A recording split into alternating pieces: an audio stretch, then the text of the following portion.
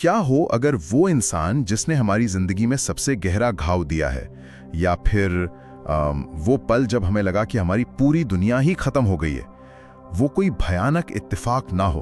बिल्कुल। मतलब क्या हो अगर वो सब कुछ एक बेहद बारीकी से रची गई योजना का हिस्सा हो, और सबसे बड़ी बात, उस योजना को बनाने वाले हम खुद हों, अपने जन्म से भी पहले। ये सुनने में बहुत भारी लगता है ना? एकदम।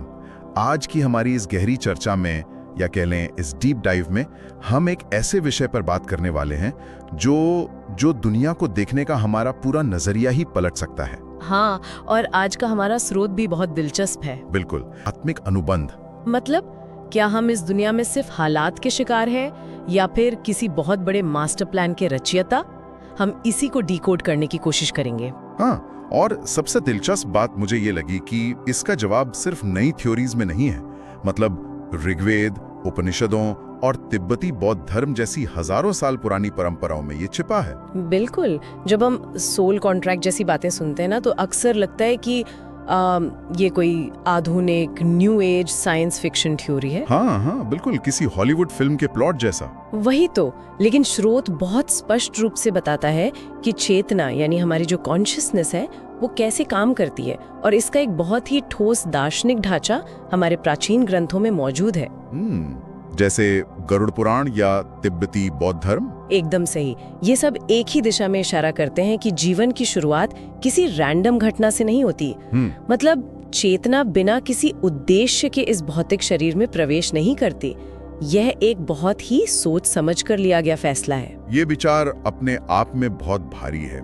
मतलब जन्म से पहले का चुनाव। लेकिन इस योजना को समझने के लिए हमें थोड़ा पीछे जाना होगा, उस जगह पर जहां ये सब तय होता है। हाँ, जहां से पूरी शुरुआत होती है। स्रोत में जन्म से पहले की एक अवस्था का जिक्र है, जिसे एस्ट्रल रेल, कारण लोग या तिब्बती धर्म में सिट्पा बार्दो कहा गया है। सिट्पा बार्दो, बिल्कुल।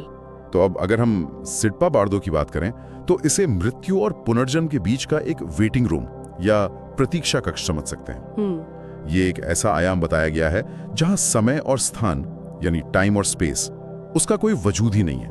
वहां सिर्फ असीम शांति है, और उस परम चेतना के साथ पूर्ण एकता है, जिसे हम ईश्वर या यूनिवर्सल माइंड कहते हैं। देखिए, उस अवस्था को दर्शन शास्त्र में पूर्ण अद्वैत की अवस्था कहा जाता है। अद्वैत मतलब जहां दो चीजें नहीं है। एकदम सही पकड़ा आपने।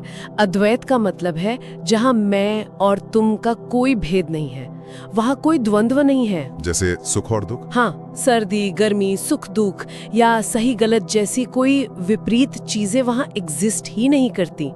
ये एक ऐसी जगह है जहां चेतना अपने सबसे शुद्ध रूप में होती है, किसी भी भौतिक सीमा से परे।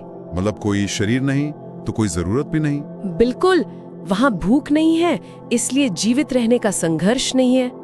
डर नहीं है, क्योंकि आत्मा जानती है कि वो नष्ट नहीं हो सकती।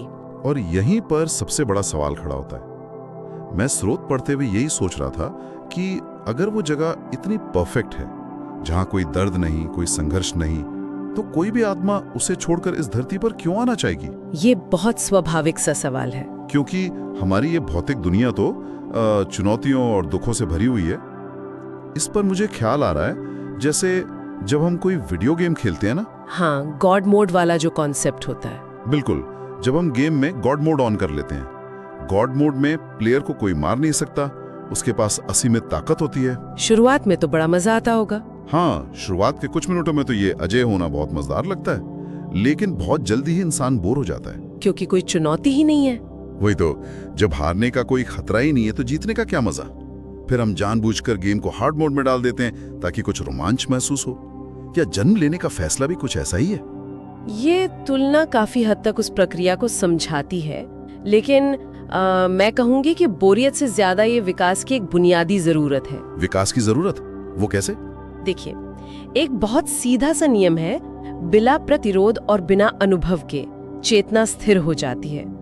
इसे हमारी मांसपेशियों के विज्ञान से समझ सकते हैं। जिम जाने वाले उदाहरण की तरह। हाँ, अगर इंसान सिर्फ सोफे पर बैठा रहे तो उसे कोई दर्द नहीं होगा, लेकिन उसकी मांसपेशियां भी कभी मजबूत नहीं होंगी।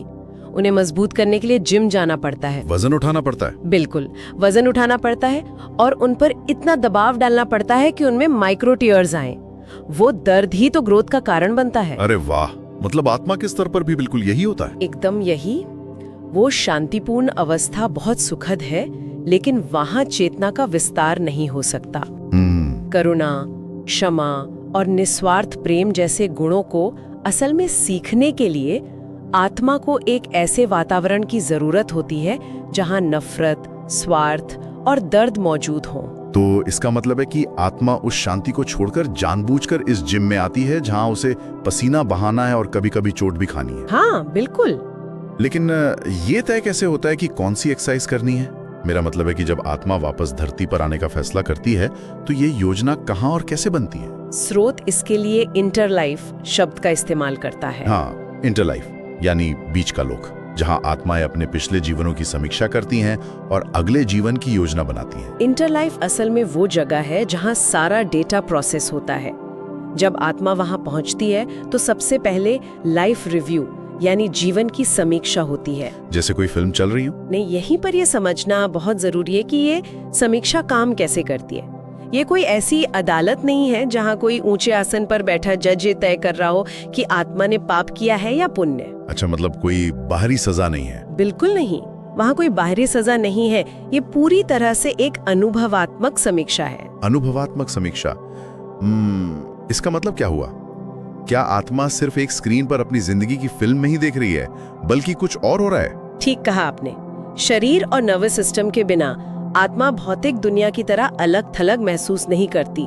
मतलब कोई बाउंड्री नहीं होती? हाँ, भौतिक दुनिया में हमारा शरीर एक दीवार की तरह काम करता है जो हमें दूसरों से अलग करता है, लेकिन इंटर लाइफ में चेतना की कोई बाउंड्री नहीं होती।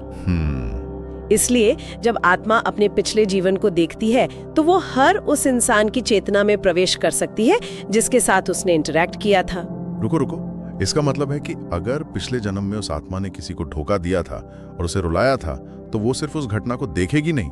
नहीं, सिर्फ देखेगी नहीं, वो हूबहू वही दर्द, वही लाचारी और वही पीड़ा महसूस करेगी जो उस दूसरे इंसान ने महसूस की थी। बाप रे, मतलब वहां मैं और सामने वाला इंसान असल में एक ही है? एकदम सही।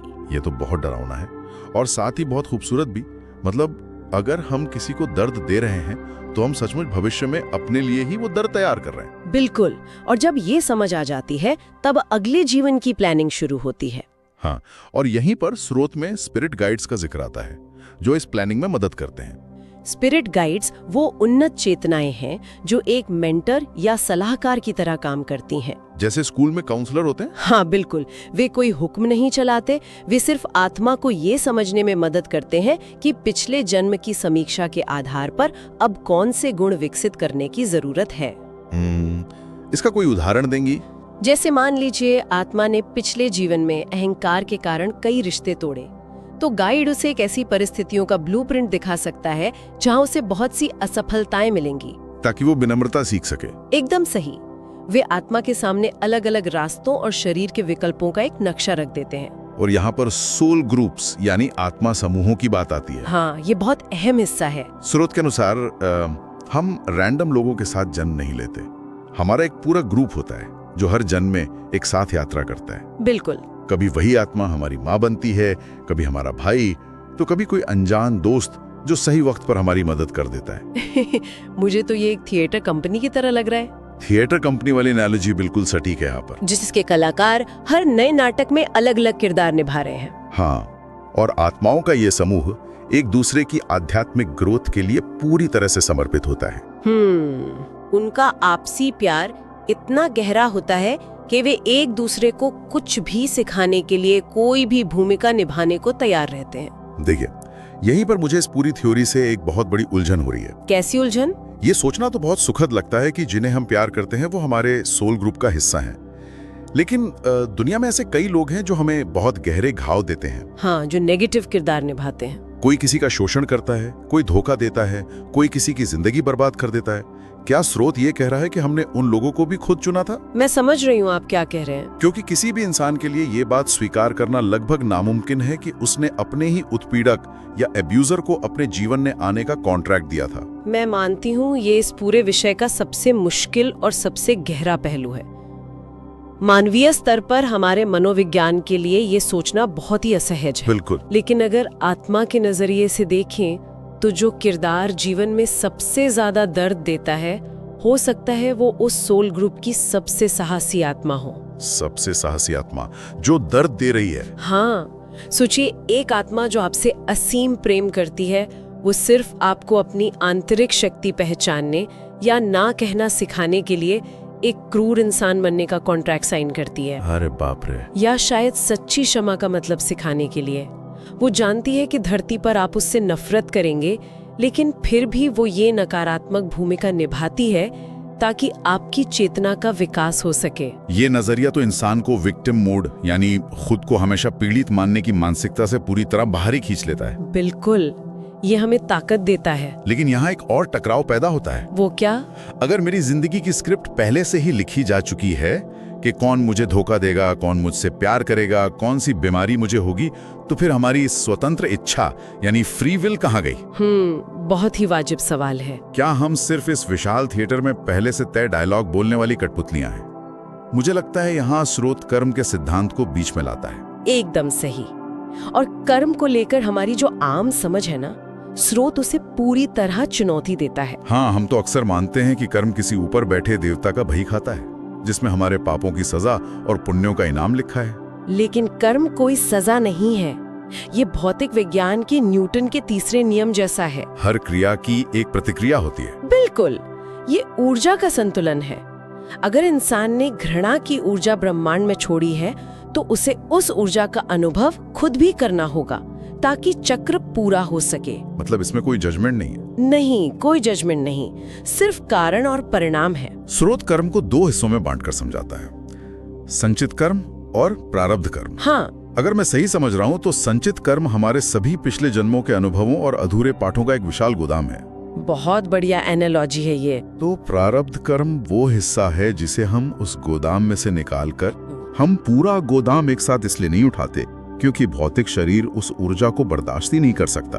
बिल्कुल, प्रारब्ध वो ब्लूप्रिंट है जो जीवन की प्रमुख घटनाएं और मिलने वाले लोगों को तय करता है। तो फिर फ्री विल का क्या? फ्री विल यहाँ खत्म नहीं होती, बल्कि यहीं से शुरू होती है। परिस्थितियाँ तय हो सकती हैं, लेकिन उन परिस्थितियों के प्रति इंसान की प्रतिक्रिया कभी तय नहीं होती। इसे समझने के लिए हम एक रोड ट्रिप का उदाहरण ले सकते हैं। हाँ, बताइए। मान लीजिए कुछ दोस्त एक रोड ट्रिप पर निकले हैं। उनका डेस्टिनेशन तय है, उनके रास्ते के बड़े पड़ाव तय हैं, और जिस गाड़ी में वो बैठे हैं, यानी हमारा शरीर और प्रारब्ध, वो भी तय है। ये सब सोल कॉन्ट्रैक्ट है। बिल्कुल।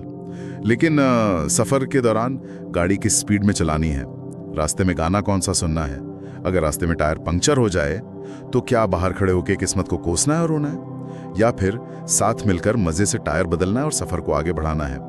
ये हुई ना बात। ये इंसान की फ्री विल है। ये रोड ट्रिप का उदाहरण ये साफ कर देता है कि भाग्य और फ्री विल एक दूसरे के दुश्मन नहीं है, बल्कि साझेदार हैं। हाँ, वो साथ मिलके काम करते हैं। रोड ट्रिप का नक्शा हमें एक ढाबे पर तो ला सकता है, लेकिन वहाँ क्या खाना है, ये चुनाव हमेशा हमारा होता है। बहुत सही। इसीलिए कोई भी ज्योतिष या भविष्यवाणी पत्थर की लकीर नहीं होती। इंसान अपने हर चुनाव से, चाहे वो क्षमा करने का चुनाव हो या क्रोध करने का, उस प्रारब्ध के ब्लूप्रिंट को लगातार बदल रहा होता है। मतलब मार्गदर्शक रास्ता दिखाते हैं, कर्म परिस्थितियां बनाते हैं, लेकिन उस परिस्थिति में अगला कदम क्या होगा ये सिर्फ स्वतंत्र इच्छा पर निर्भर करता है। बिल्कुल।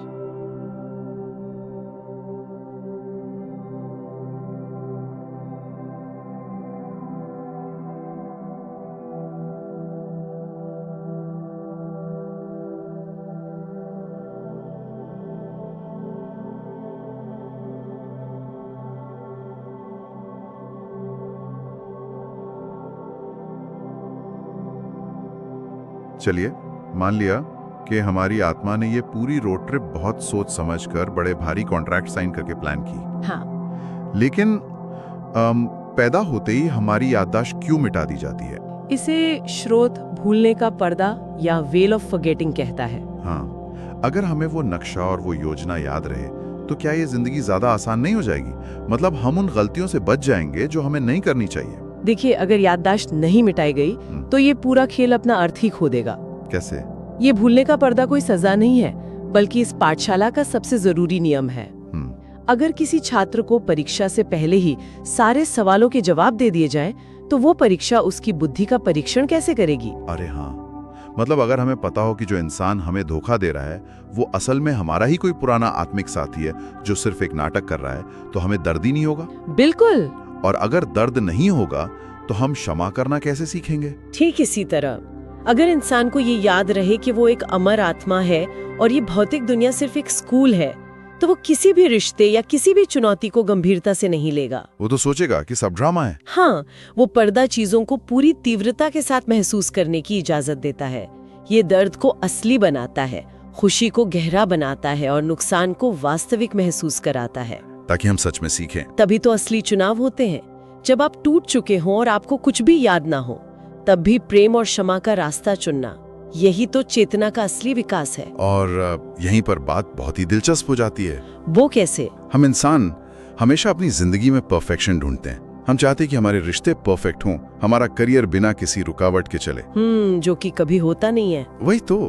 और जब ऐसा नहीं होता तो हम डिप्रेशन में चले जाते हैं। लेकिन इस स्रोत के नजरिए से देखें तो ये भौतिक दुनिया, जिसे पृथ्वी की पाठशाला कहा गया है, इसे परफेक्ट बनाया ही नहीं गया था। बिल्कुल नहीं। शरीर का बीमार पड़ना, बुढ़ापा आना, दूरियां होना, समय की कमी होना, ये सब डिजाइन का हिस्सा है। इसे इंसान को आराम देने के लिए नहीं, बल्कि उसे गढ़ने और तराशने के लिए बनाया गया है। और मैं एक बात यहाँ जोड़ना चाहूंगी, ये भूलने का पर्दा पूरी तरह से अभेद्य नहीं है। मतलब उसमें कुछ लीक्स हैं? हाँ, उसमें कुछ सुराख है जहाँ से आत्मा की रोशनी छन कर आती रहती है। अच्छा, जैसे? क्या? जैसे इंट्यूशंस, यानी बिना किसी लॉजिक के अचानक अंदर से आने वाली आवाज। हाँ, जो हमें कई बार खतरे से बचा लेती है। या कि डेजा वू के वो पल जब इंसान को अचानक लगता है कि उसने ये जगह पहले भी देखी है या ये पल पहले भी जिया हुआ है। ओहो, तो वो आत्मा के संकेत हैं। बिल्कुल, ये सब उसी पर्दे के पीछे से आ रहे संकेत हैं। हमारी आत्मा लगातार हमें दिशा दिखाने की कोशिश करती रहती है। क्या बात है। खुद को पूरी तरह से भूलकर इन छोटे छोटे संकेतों के सहारे अंधेरे में अपना रास्ता खोजना और अपनी असली पहचान को दोबारा पाना, यही प्रक्रिया अध्यात्म में जागृति या अवेकनिंग कहलाती है। खुद को खोना और फिर टुकड़े टुकड़े जोड़कर खुद को वापस पाना। सच में यार, ये किसी एपिक एडवेंचर से कम नहीं है। एकदम सही कहा आपने। लेकिन हर एडवेंचर का एक अंत होता है। इस पाठशाला में जब समय पूरा हो जाता है, जब ये भौतिक शरीर साथ छोड़ देता है, तब क्या होता है? आत्मा अपनी इस कठिन यात्रा का समापन कैसे करती है? देखिए, मृत्यु केवल इस स्कूल की एक घंटी है जो बताती है कि आज की क्लास खत्म हो गई। बस एक छुट्टी की घंटी। हाँ, शरीर का अंत होता है, चेतना का नहीं। आत्मा वापस उसी इंटर लाइफ में लौट जाती है जहां से